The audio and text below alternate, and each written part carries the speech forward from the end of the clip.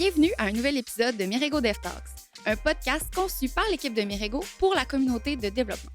Dans chaque épisode, nos invités discutent de sujets et d'enjeux liés au développement de produits numériques en compagnie de Rémi Prévost, directeur développement logiciel chez Mirego.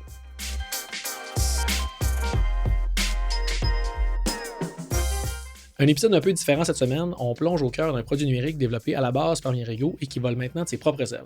Un des éléments clés de notre mission chez Mirego, c'est bâtir un monde meilleur et la fondation du projet Team Forward en 2019, qui s'appelle maintenant Noé, a été un événement marquant pour l'équipe. Puis aujourd'hui, on profite du 5e anniversaire de Noé pour prendre un pas de recul et faire le tour de tout ce qui touche au projet, sa genèse, l'évolution de la plateforme et son futur avec deux personnes très impliquées dans le projet. Je reçois donc Florence Petit-Gagnon, cofondatrice de Noé, et Anne Morin, directrice de l'équipe produit chez Mirego. Bonjour à vous deux. Salut Rémi. Bonjour. Comment ça va? Ça va bien toi? Très bien. Ça va très bien. Donc, avant de se lancer dans le gros du sujet, premièrement, c'est quoi Noé, là, en mode elevator pitch ou, au final, c'est quoi Noé? Ouais. La Fondation Noé propose une plateforme qui simplifie le processus de don en entreprise en engageant et en favorisant la participation des employés dans le choix des causes à soutenir. OK. Fait que un étage d'elevator. Ouais, c'est ça. La porte s'ouvre, parfait, on sort. Puis, fait que donc, puis là, mettons, si on creuse un peu là-dedans, ça vient d'où, tu sais, mettons, si on parle de la genèse de Noé, pourquoi ça, c'est un besoin, dans le fond, pourquoi on a pris cet angle-là avec Noé, ça vient d'où, ça? En fait, on se rappelle en 2019, puis Rémi, t'étais là aussi lors de cette J'avoue qu'on pourrait adresser ça, effectivement. Là, j'ai participé à ce produit-là. Puis moi, à ce moment-là, je faisais partie de l'équipe de Mirego toujours. Puis en 2019, en fait, le management de Mirego a décidé de redonner une partie des profits de l'entreprise à des organismes, mais voulait vraiment que chaque membre de l'équipe puisse choisir à quelle cause, avec un S, les dons allaient être mis, sa partie du don allait être mis. Fait qu'on est une petite équipe à avoir fait des recherches cet été-là, voir c'est quoi les plateformes qui existaient sur le marché, c'est quoi les fondations qui existaient déjà, donc quelles étaient nos options. Puis on s'est rendu compte qu'il n'y avait pas de solution qui allait vraiment répondre aux besoins de redonner en mobilisant chaque personne, parce que c'était important qu'il n'y ait pas de comité. Mirego, c'est vraiment... il n'y a rien qui se fait en comité. C'est pas dans l'ADN, c'est pas dans la culture. Fait que les solutions qu'on trouvait ne nous permettaient pas de répondre à ces besoins-là. Puis celles qui existaient, comme je pense à un Beneviti qui existe dans le reste du Canada, qui existe depuis longtemps, bien, elles n'étaient pas forcément adaptées à la réalité des organismes québécois. OK. Donc, fait qu'on a réalisé tout ça, puis on a aussi réalisé que le don moyen au Québec était plus bas qu'ailleurs au Canada. Puis ça nous a quand même sonné une cloche de comme, OK, pourquoi? Qu'est-ce qu'on peut faire? Donc, on s'est dit, on trouve pas ce qu'on veut. On fait ça dans la vie chez Mirego, créer des produits numériques qui améliorent le monde dans lequel on vit. Ben, créons un outil. Donc, toi et moi, Rémi, on était dans cette petite équipe-là qui s'est regroupée au Mireille Chalet. Puis, de week-end, de soir, on développait cette application-là. En secret un peu au début, sans trop, pour que ça soit ultimement un genre de surprise pour l'équipe. Exactement. Puis, au party de Noël, Winterfest cette année-là, chaque membre de l'équipe a eu la nouvelle qu'elle disposait de 500 $. Donc, c'était sa partie de la cagnotte corporative de Mirego. Puis, elle était invitée à télécharger le premier prototype d'application mobile puis d'aller le remettre aux organismes de son choix et aussi à dire pourquoi. Puis ça a été vraiment intéressant de se partager cette information-là en tant qu'équipe, voir c'est quoi les réalités humaines qui touchent nos collègues, puis comment on peut redonner en équipe. En tout cas, moi, ça a été un gros game changer. Désolée pour l'anglicisme, mais dans ma vie, d'être comme, OK, mais on a ce pouvoir-là en tant qu'entreprise, en tant qu'équipe de travail, de se mobiliser puis de faire une différence dans notre communauté. Puis... bref, franc succès, dès la première année, on a remis 75 $ à 55 organismes, si je me souviens bien. Excusez. Tout ça pour un total de 75 $. 75 000 ouais, c'est fou, là. Ouais. Donc, très fière de cette première édition. Et ça a tellement été un succès qu'on a décidé de continuer à l'utiliser, de solidifier ce premier prototype. Encore en mode Mirego seulement. Oui. Dans ce sens-là où c'était un produit à l'interne pour subvenir un peu à notre... En fait, pour répondre à notre besoin de Mirego, on n'était pas encore en mode « OK, mais là, ça va devenir quelque chose qu'on va pouvoir offrir à d'autres. » Ben, en fait, à ce moment-là, on s'est dit, créons une fondation à part entière dans laquelle on va transférer de la propriété intellectuelle, puis qui va permettre à d'autres entreprises comme Mirego qui ont les mêmes besoins puis qui ont les mêmes envies de mobiliser leurs équipes, de faire en sorte d'aller redonner là où c'est important pour les équipiers, puis pourquoi pas leur permettre d'utiliser notre plateforme. La pandémie nous a un peu ralenti dans la commercialisation de cette fondation-là parce que à ce moment-là, il fallait s'assurer que tout le monde dans notre équipe aille bien, que nos clients aillent bien. Mais rapidement, quand la situation a été stabilisée, on a créé la fondation, puis maintenant, on offre la plateforme Noué à toutes les entreprises québécoises. Ouais. Fait que là, par rapport à tout ce que tu as dit, il y a plein de points super intéressants on a Noué n'a pas créé ce côté-là des entreprises qui redonnent, parce que ça existait déjà avant. Mais comme tu dis, mettons plus en mode comité, en mode, OK, sans nommer de nom, telle immense entreprise, OK, remet à cette cause-là un immense montant. Dans le fond, la motivation, c'était de dire, tout ça est parfait. Comment est-ce qu'on peut augmenter ça en mobilisant les gens? C'est ça, au final, la motivation derrière nous. Oui, puis je pense que, selon les statistiques qu'on observe, parce que maintenant, moi, je suis là-dedans à temps plein, 87% des grandes entreprises au Québec redonnent à des organismes, mais les PME, c'est seulement 8%. OK. Des PME en technologie, des PME en aéronautique, je veux dire, il y a plein d'entreprises qui réussissent, qui s'épanouissent dans une communauté. Ce n'est que normal, selon moi, que, un peu comme Mirego l'a fait, de se dire, moi, je veux que ma communauté de Québec, de Montréal ait bien. Fait que oui, je vais choisir des organismes, puis je vais aller contribuer. C'est la tendance d'être un bon citoyen corporatif, d'être responsable. Il y a B Corp, puis il y a plein de normes ESG, comme c'est une grande tendance qui est peut-être un peu plus forte aux États-Unis. En fait, assurément. En Europe aussi. En Europe aussi, mais ça s'en vient au Québec aussi. C'est une réalité qui est... Fait qu'il y a vraiment...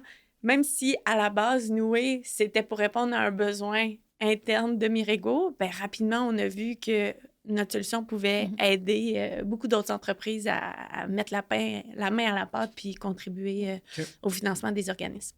Parfait. Puis, vas-y, Anne. Oui, puis on revient un peu à ce que tu as dit. Là. L'idée initiale, c'est permettre aux gens de donner à l'organisme qui lui touche, en fait, qui touche à quelque chose qu'il a vécu ou qui a simplement le goût de donner. Puis je pense que c'était ça qu'on voulait. La différence avec Mirego, là, c'est, oui, on pourrait ramasser le même montant, le même 75 000 puis le donner à un organisme, mais nous, on est dit non, on veut que les gens choisissent pour qui ils veulent donner, puis qu'il y ait comme une connexion avec cet organisme-là.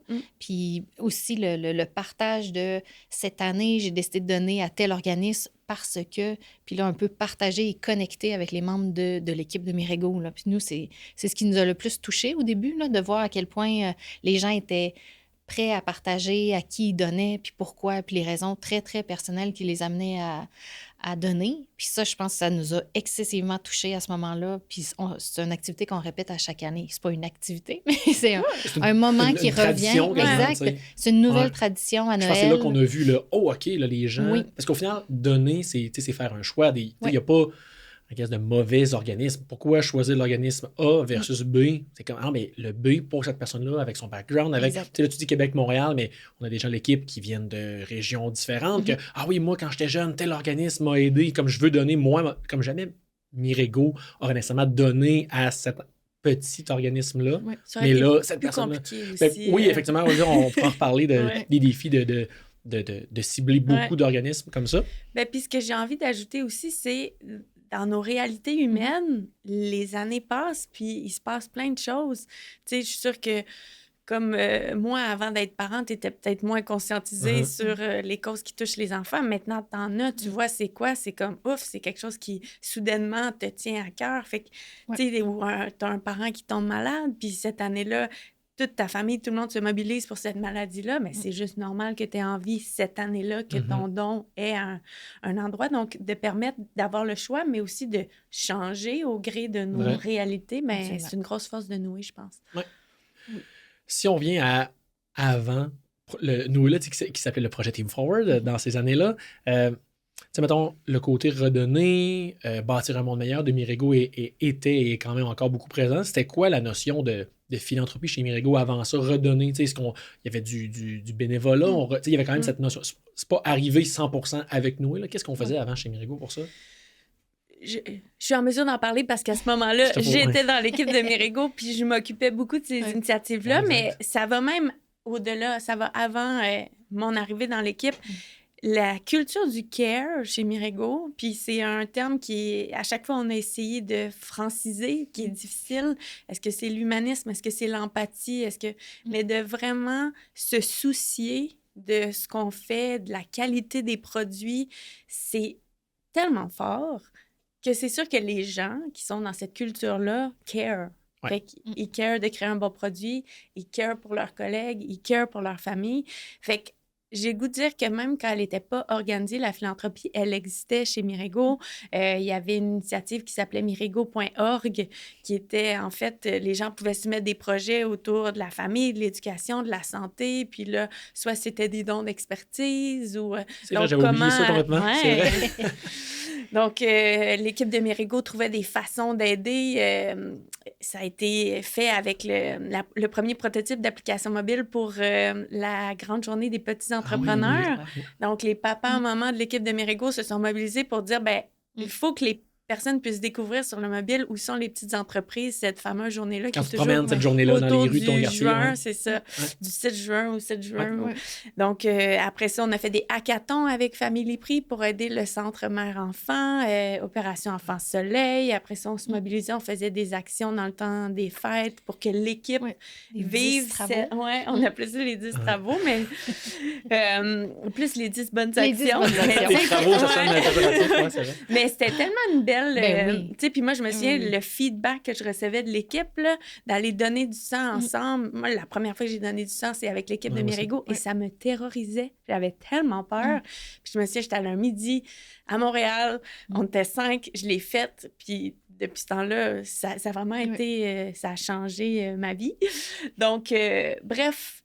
Ce sentiment de redonner en équipe, il est très fort. Puis je pense qu'on est chanceux chez Mirigo de l'avoir connu.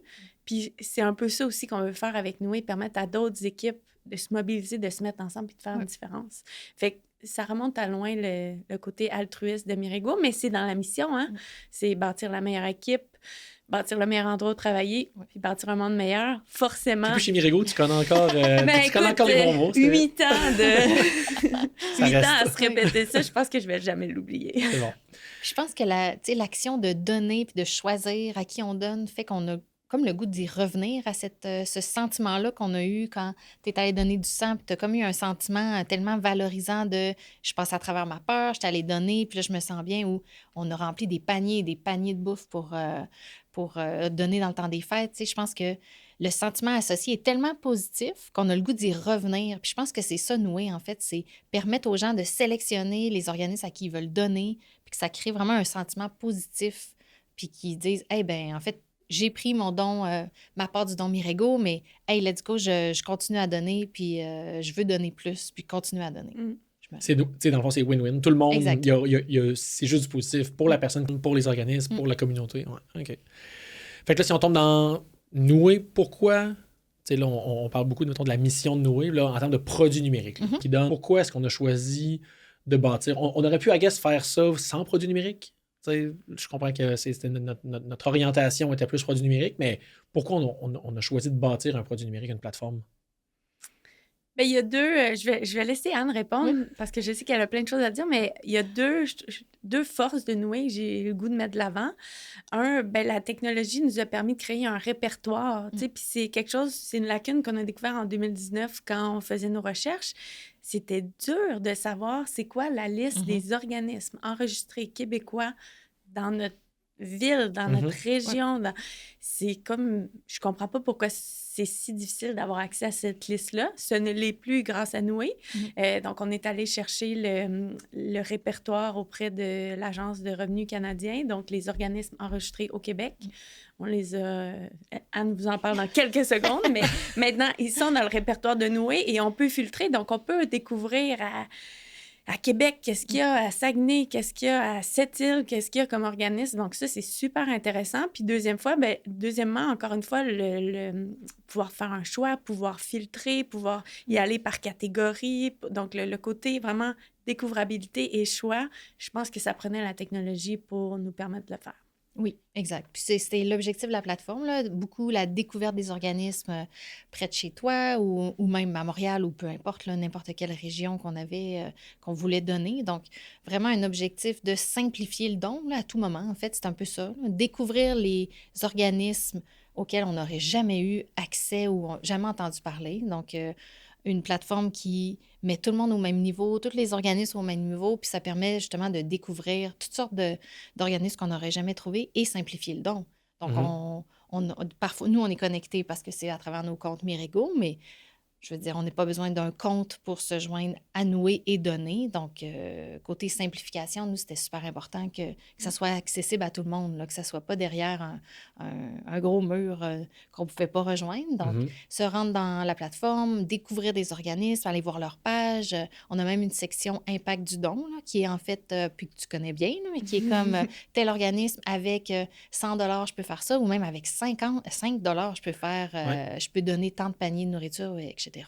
Fait que simplifier le don et la découverte, là, qui était vraiment l'objectif. Le côté découvrabilité, c'est super important parce que, mettons que j'invente un scénario où, OK, Mirigo dit, OK, maintenant tout le monde, là, envoyez-nous par email un ou deux organismes que vous voulez, à qui vous voulez donner. Mais c'est quoi qui va sortir? Ben, c'est les gros organismes qui sont connus, qui font des campagnes de pub dans les médias, mais tel organisme à Saguenay, justement, ou à Sept-Îles, c'est comme, il n'est pas connu, mais il fait un travail aussi important. Fait que de mettre, comme tu dis, là, mettre un peu sur le même pied d'égalité les gros joueurs, les gros organismes et les plus petits. C'est comme, au final, reste qu'un $1 à ces organismes-là, c'est $1 qui a de la valeur, qui fait du bien. 100 Puis tu sais, le tableau de bord, parce qu'il y a la section recherche d'organismes découvrabilité, puis il y a la section tableau de bord, là, que j'appellerais dashboard. Mettons que je parle en anglais. Mettons que je l'appelle le tableau de bord, qui permet de voir les dons sont donnés à qui. Donc là, je peux aller voir, OK, Rémi, ou pas nécessairement Rémi, mais mettons les organismes. C'est vrai, exactement. Mais c'est anonyme. Fait que c'est comme la ligne entre la visibilité, mais de se sentir...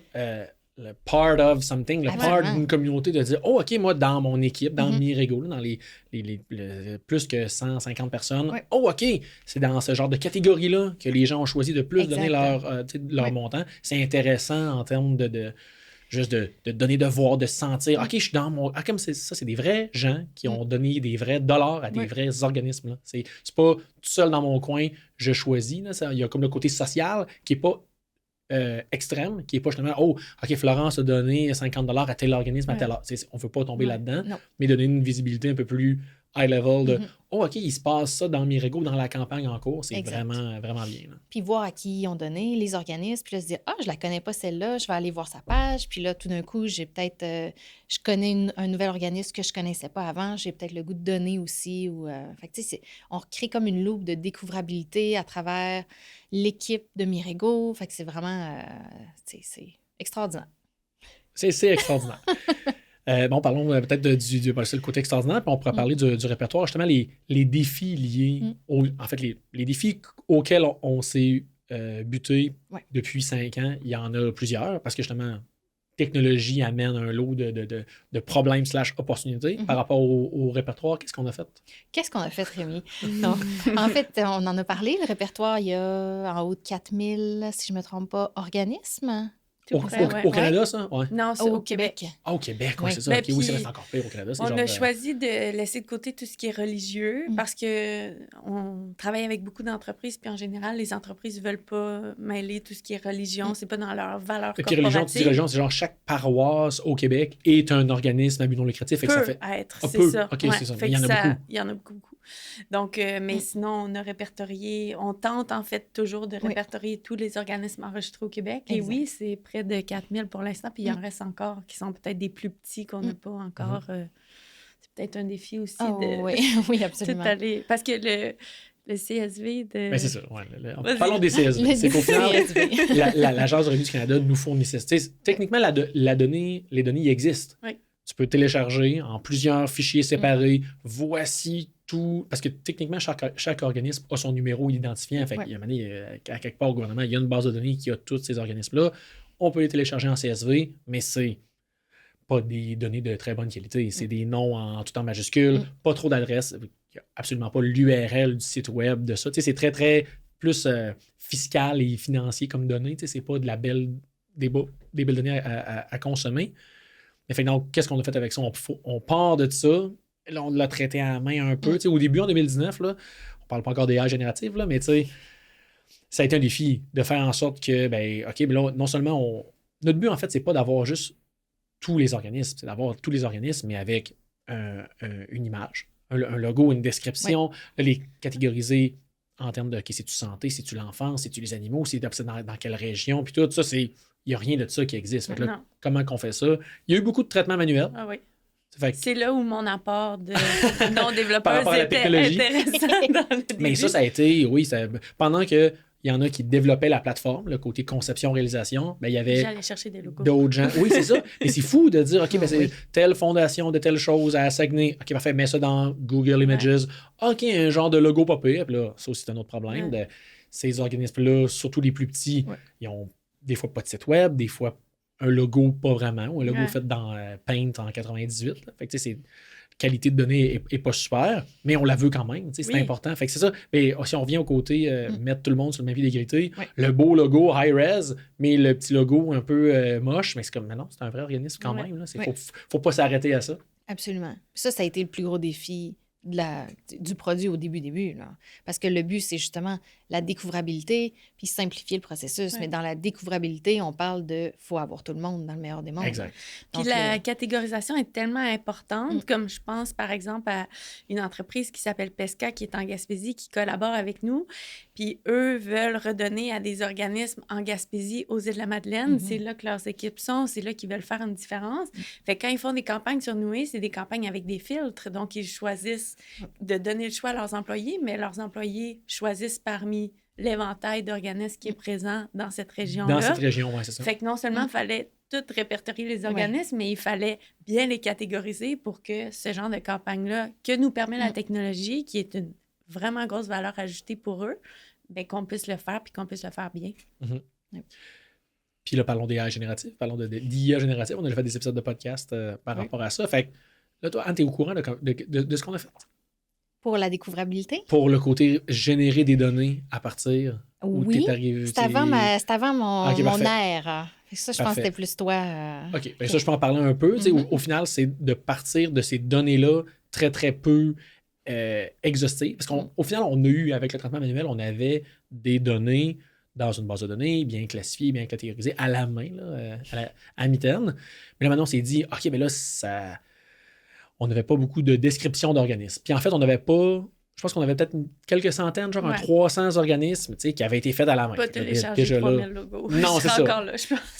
fait que, tu sais, quelques centaines, c'est cool. Puis là, maintenant, on s'est dit, y aurait-tu moyen de prendre ces immenses CSV-là, ces données-là de très peu de qualité, puis d'utiliser les AI génératives pour les bonifier, pour rendre ces données-là plus fun. Puis c'est ce qu'on a fait avec des... c'est pas moi qui ai fait ça. Là. Je sais ce qu'on a fait, mais c'est pas moi qui l'ai fait. C'est de prendre tous les sites web, puis après ça, pour chacun des sites web, en fait, même à partir du nom, on pouvait aller chercher sur Google, OK, ben ça va être quoi l'URL de cet organisme-là?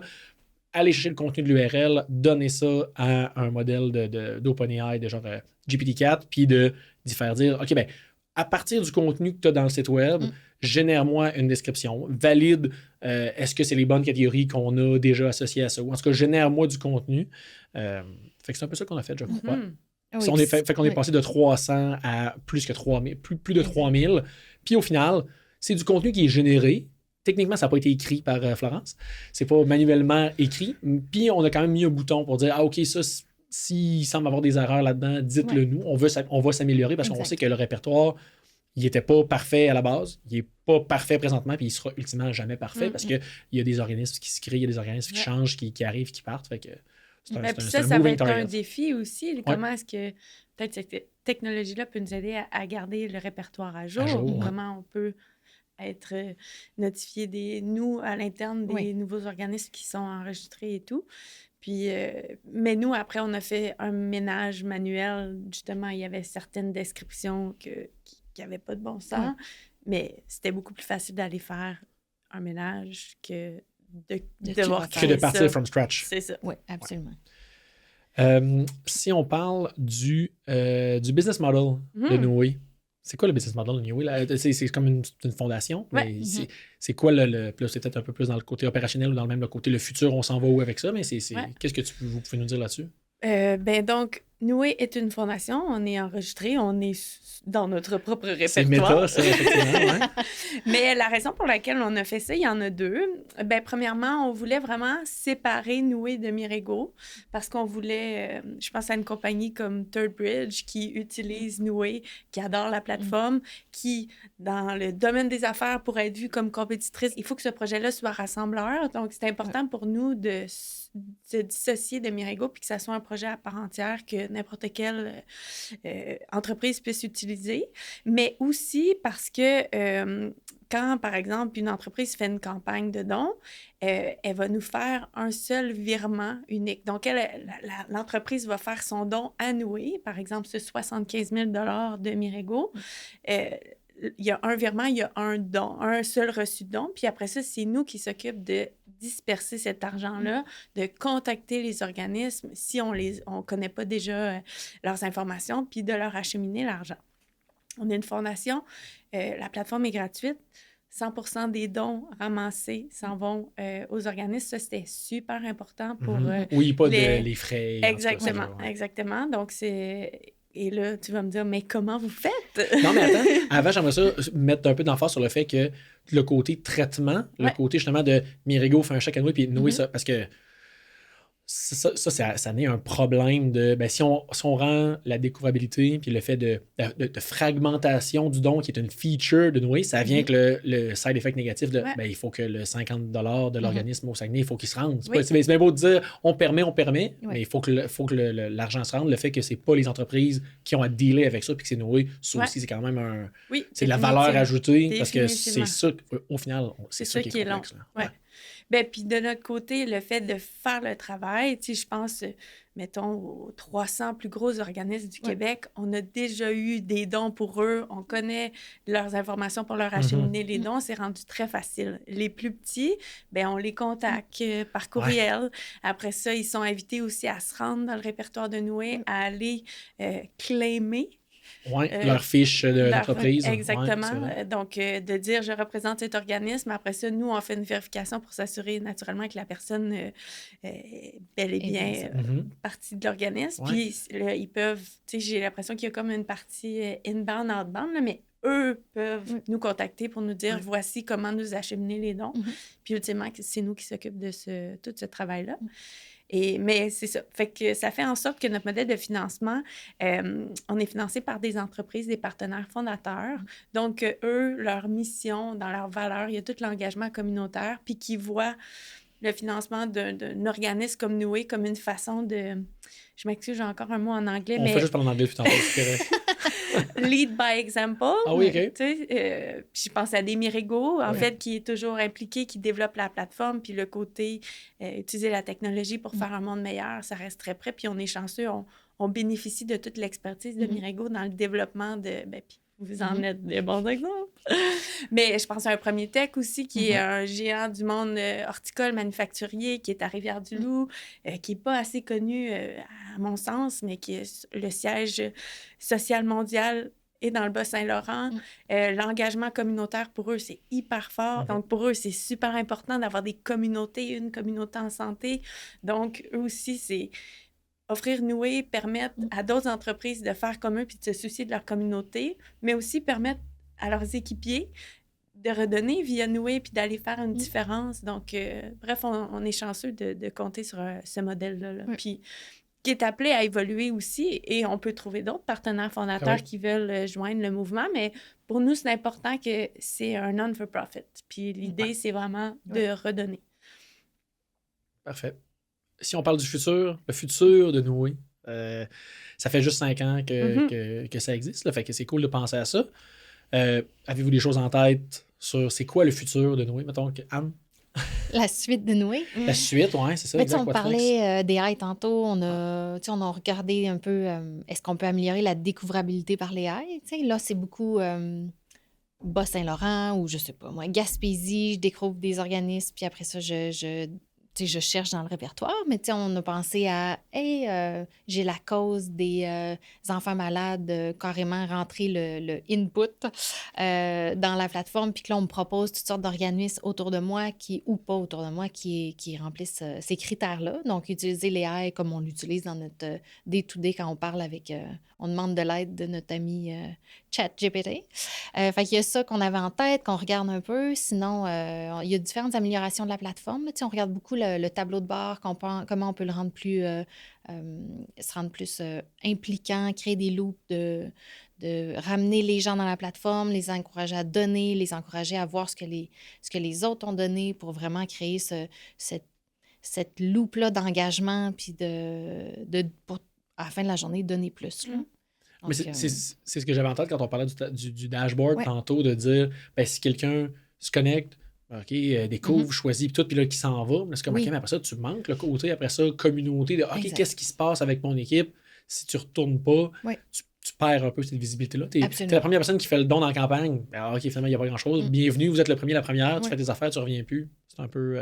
En fait, c'est correct, mais tu manques le côté après ça de Oui. connecter avec les gens. Là. Oui, puis c'est ce qu'on essaie de faire présentement avec la campagne Mirego, là, que vous avez, tu sais, Florence a très bien initié. C'est, oui, allez utiliser votre don. Là. Vous avez cette capacité-là de pouvoir donner, utilisez-la. Là, puis là, de comme partir le mouvement, dites à qui vous allez donner et sélectionnez quelqu'un pour qu'il vous explique, lui, a décidé de donner à quel organisme.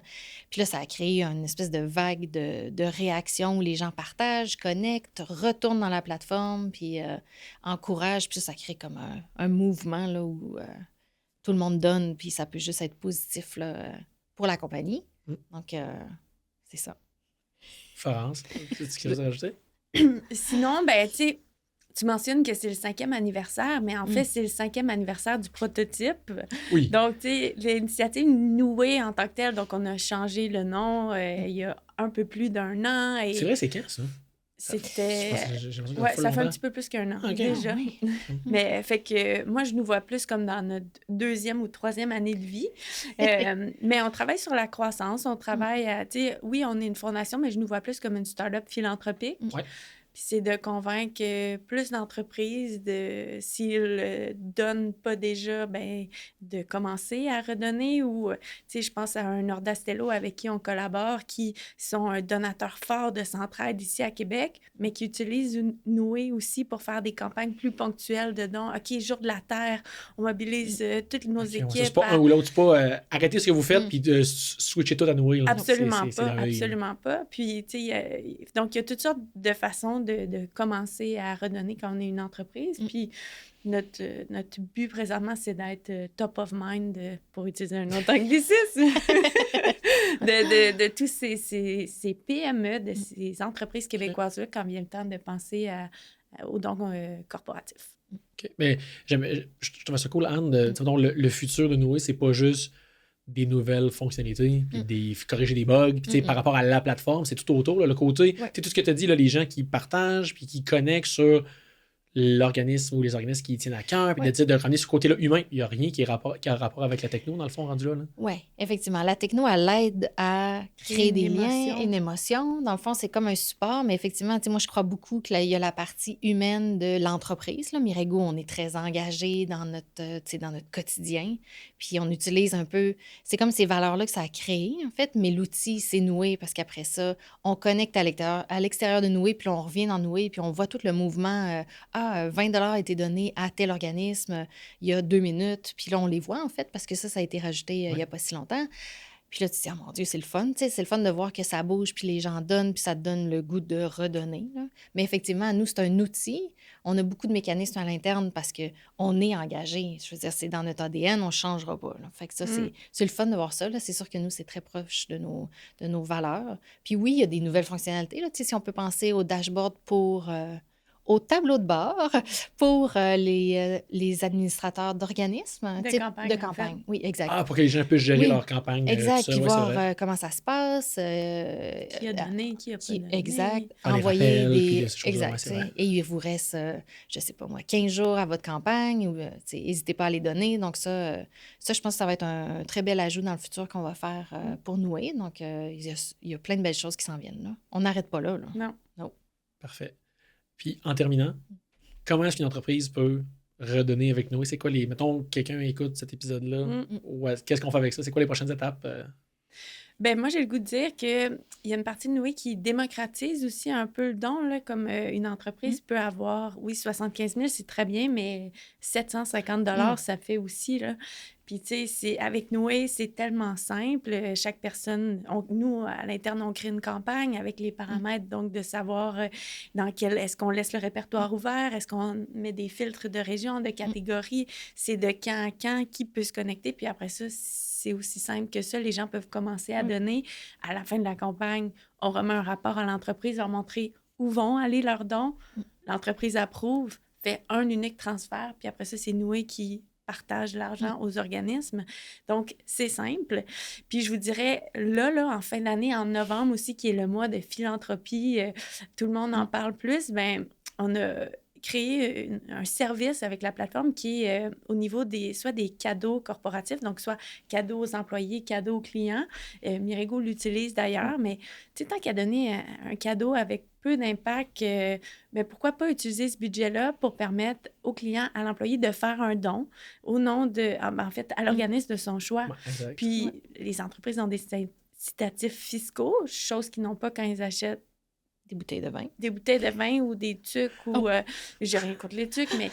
Et donc... T'as rien contre le vin non plus. J'ai rien contre le vin non plus. mais bref, je trouve juste que je pense qu'en 2024, un cadeau corporatif qui a de l'impact, ça parle beaucoup. C'est des budgets qui sont déjà existants. Justement, on n'est pas obligé de remuer terre et mer.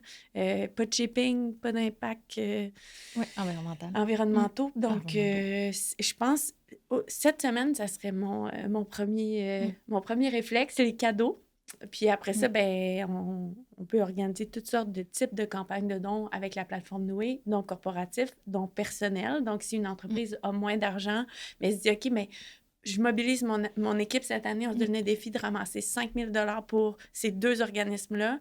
Bien, ça peut être des dons personnels qui viennent des membres de l'équipe. Ouais. Puis, on peut aussi faire du jumelage. Donc, c'est ce que fait Mirego d'ailleurs cette année. Premier Tech utilise ça aussi, c'est de proposer aux équipiers de faire un premier don, de faire l'effort de soutenir l'organisme de leur choix, puis que l'entreprise vient après ça appuyer ce don-là. Donc, vient doubler la mise. C'est hyper fort de sens. Donc, voilà, les différentes façons de redonner en 2024 quand on est une entreprise. J'ai le goût de rajouter quelque chose, parce que tu l'as mentionné, tu sais, c'est pas, on parlait de 75 000 qui est la première, mais c'est vrai que ça peut être 5 $ là, redonner, puis c'est un peu ça le but de Noué, là, c'est, on peut donner 5 $ à un organisme, puis c'est beaucoup ce qui avait marqué Mirego au début, dans les premières campagnes, là, c'est qu'on avait reçu un message, un super beau message de quelqu'un d'une banque alimentaire qui nous avait dit, vous savez pas à quel point ça a eu de l'impact, puis c'était... Elle nous avait mentionné le nombre de paniers de nourriture qu'elle allait pouvoir préparer avec le don qu'on avait, puis tout le monde avait été jeté à terre, là, à quel point cet argent-là, qui était peut-être un 200-300 $, comment ça allait avoir d'impact sur les familles. Puis ça nous avait beaucoup, beaucoup touchés à l'interne. Là. On avait, je pense que tout le monde s'est dit, oh mon Dieu, OK, ça a plus d'impact. Dans le fond, mon 5 $, il y a plus d'impact que je pense. Je suis pas obligée d'être 1 000 $, 2 000 $. Je peux donner à petit montant, puis ça va aider les gens autour de moi. Quand on comprend l'impact, quand on voit cet impact-là réel, de dire, OK, j'ai cliqué sur un bouton, j'ai choisi ça, je vois mon pie chart, mais comme non, au final, c'est de l'argent qui s'en va à des gens qui ont besoin. Exact. Cool. Bon, merci beaucoup. Merci Rémi. À la prochaine. Merci d'avoir été là pour cet épisode de Mirego DevTalks.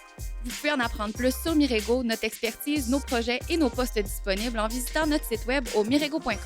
Continuez à nous suivre et à partager les épisodes sur votre plateforme de podcast préférée et au plaisir de se retrouver au prochain épisode.